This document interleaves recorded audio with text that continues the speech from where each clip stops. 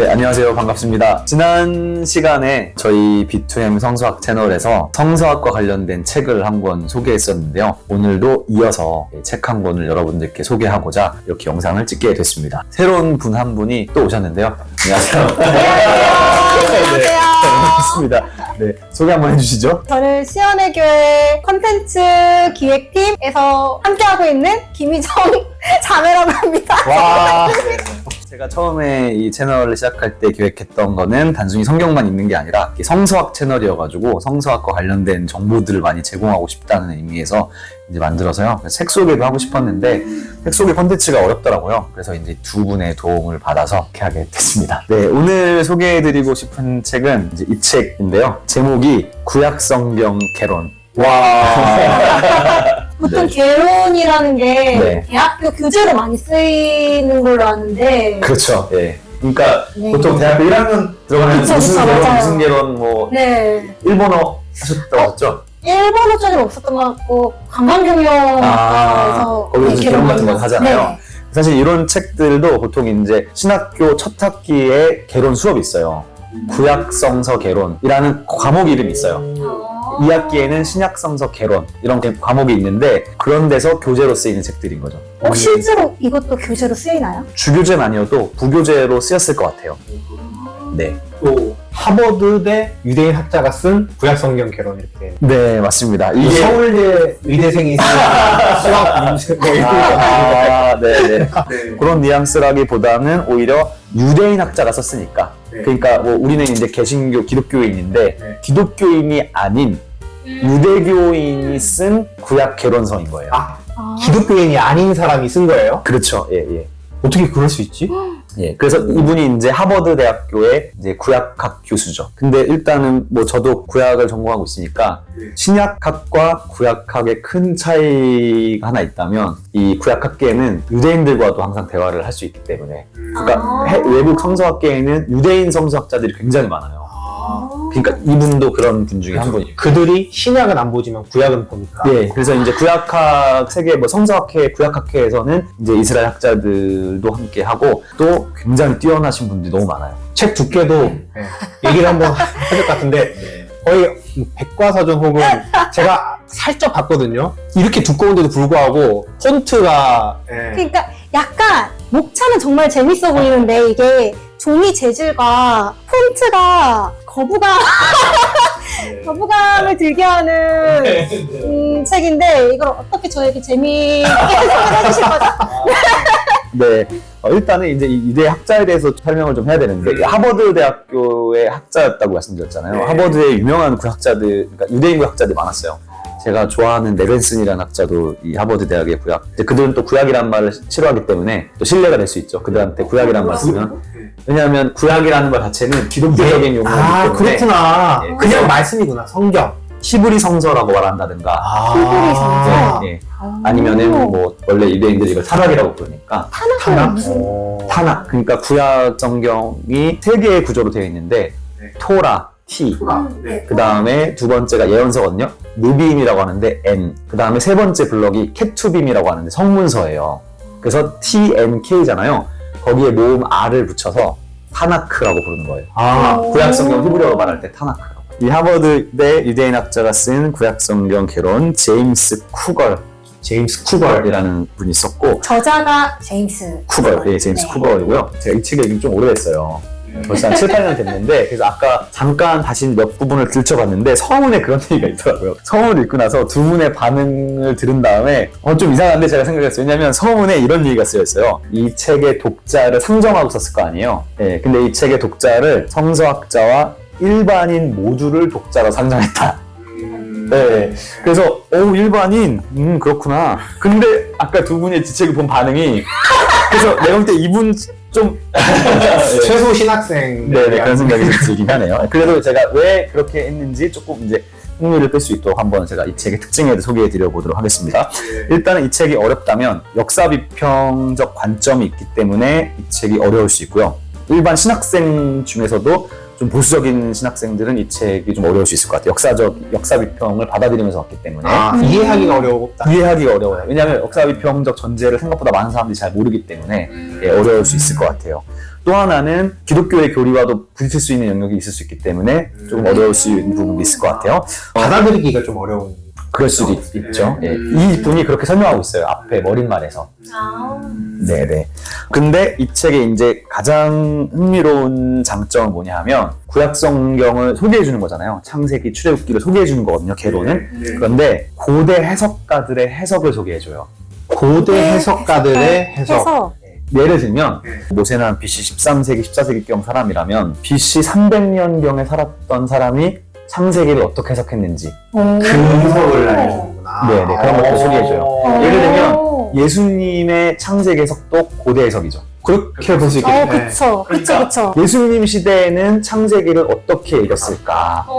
그런 조금 더 흥미롭게 풀어본다면 외경이나 위경에서는 창세기를 어떻게 해석하는가? 외경을 번하는 거죠. 조금 더 다듬어지지 않은 직설적인 내용들이 많은 건가요? 뭐 그럴 수도 있고 아니면 그 시대에서 해석하는 해석학적인 세계관이 있었을 거 아니에요. 네, 그런 것들을 엿볼 수 있는 거죠. 아, 이 시대는 창세기에 이르는 아브라함 얘기를 이런 식으로 봤네. 우리는 현대인이니까 이런 식으로 보는데 그 시대는 그런 식으로 봤네. 그런 어떤 약간 신기하다. 생깁니까? 이거는 네, 조금. 제가 예를 한번 들어볼게요. 네. 여기 이제 아브라함 이야기를 하거든요. 아브라함을 좀 익숙하실 것 같아가지고 아브라함이 그 이삭 바치는 장면 있잖아요. 네. 네, 그 부분에 대해서 이제 그 하나님이 아브라함을 시험하시잖아요. 네. 그러니까 예를 들면은 그 마지막 그런 얘기 하시잖아요. 하나님이 네가 이제야 하나님을 경외하는 줄 알았다. 네, 그랬을 때 그럼 하나님 모르셨나? 라는 질문을 할 수 있잖아요. 근데 고대인들도 똑같은 질문을 했을 거예요. 그러면 그거에 대해서 고대인들은 그걸 어떻게 풀이했을까? 어떻게 해석했을까? 네, 그런 것들도 이제 외경이나 이제 그런 때 이제 나오는 거죠. 그리고 또 하나는 아브라함과 이제 이삭을 바치기 위해서 갈 때 이삭이 알았을까 몰랐을까?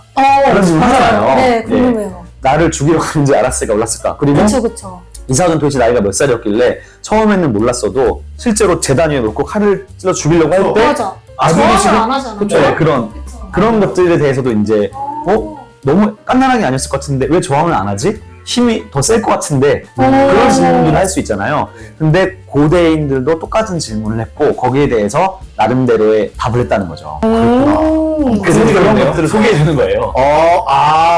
지금 읽어야겠다. 궁금해서. 자, 그래서 이제 예를 들어서 이제 이 사람은 굉장히 중요한 사람, 신학에서 중요한데 알렉산드리아가 이집트 북쪽에 있는 도시이거든요. 네, 알렉산드리아에 필로라는 유대인이 있는데 이 필로와 이 책과는 관계없이 되게 흥미로운 게 예수님과 동시대 유대인이에요. 네, 그래서 이제 예수님과 동시대 유대인들이 책을 남긴 사람 중에 한 사람이 필로, 그 다음에 요세푸스라는 사람이 있는데 다 약간 언급을 해요. 이 책에서 예수님도 언급하고 예를 들면 뭐 그런 것들. 근데 어쨌든 이제 필로가 창세기를 어떻게 해석했는가 에 대해서 그 필로 문헌을 딱 보여주거든요. 그런데 이렇게 얘기해요. 이 이삭은 육체적인 생각이 아브라함과 똑같이 같다는 거예요. 알았던 거예요? 같은 마음으로 같다는 거예요. 내가 죽겠다. 아버지와 같은 마음으로 같다는 거죠. 내가 희생 제물이다. 거기에 순종하겠다. 예를 들면 여기 이제 한번 보시겠어요? 필로의 글을 소개해 주는데 목표가 거룩인 직선 경로를 그들의 육체만큼 그들의 생각도 같은 속도로 갔다. 그들은 지정된 장소에 도착했다. 와, 이거는 그러면 믿음의 조상 아브라함이 아니고 믿음의 조상 아브라함과 이삭이라고 해야 될 그래서 거예요. 이제 최초는 아니지만 창세기에 대한 하나의 주석이 되는 거죠. 그 시대의 주석이 되는 거죠. 그리고 뭐 타르금, 아람어 사본 그런 거 소개해주고 그 다음에 외경 중에 유디서가 있는데 유디서 혹시 아세요? 외경?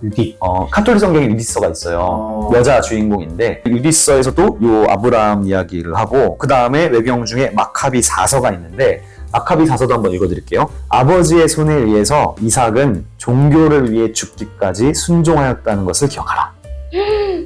그러니까 마카비서에 따르면 이삭의 순종을 굉장히 강조하는 거죠. 그러니까 예를 들면 아브라함 이야기가 누구를 강조하는 이야기냐? 아브라함의 믿음을 강조하는 이야기냐? 아니면 이삭의 순종을 강조하는 이야기냐? 그러네요. 네, 근데 고대인 해석가들은 또 특히 유대인 해석가들은 우리처럼 아브라함 믿음의 조상 하는데 오히려 이삭의 순종을 굉장히 강조하는 해석가들이 많았어요. 그래서 창세기 22장에 묵잖아요. 네. 아들을 히브리어로 아케다라고 나오는데 그래서 그 본문을 아케다 본문이라고. 묵다, 아케다 본문. 그러니까 이삭을 강조하는 거죠. 근데 참 재밌는 게 창세기 22장이 기독교적으로 해석할 때는 그 이삭은 결국 예수님의 순종으로 연결되거든요. 그러면 아브라함 이삭이 예수님. 왜냐하면 아들이 아버지의 뜻에 그래서 자기 자신을 제단에 순종하신 거잖아요. 근데 아버지와 아들이 모형론적으로 해석이 돼요. 예, 예. 네, 그래서 되게 어떻게 보면 기독교적인 해석이라고 할 수 있는데 유대인들이 굉장히 이삭의 순종을 강조해왔다는 것도 흥미로운 부분이죠. 왜 여태까지 그런 생각을 못했어요? 네. 그렇구나. 이분이 예수님 안 믿는 사람이잖아요. 근데 신약도 소개해줘요.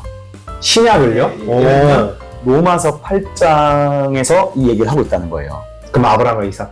예, 근데 로마서 8장에 무슨 얘기가 나오냐면 우리 굉장히 좋아하는 얘기, 찬양 가사에서 나오는데 십자가의 예표라고 기독교인도 아니면서 그러니까요. 십자가를. 십자가는 신약도 예, 그러면서 그러니까 왜냐면 신약도 고대인의 해석으로 보는 거예요. 고대인의 구약 해석으로 보는 거예요. 예, 그래서 로마서 8장에 그런 얘기가 나오거든요. 만일 하나님께서 우리를 위하시면 누가 우리를 대적하겠는가? 자신의 아들을 아끼지 않으시고 모든 사람을 위하여 내어주신 분께서 어찌 아들과 함께 모든 것을 우리에게 은혜로 주지 않으시겠느냐. 그러니까 아들을 아낌없이 내어주는 아버지의 어떤 그런 거를 이렇게 연결하더라고요, 이분이.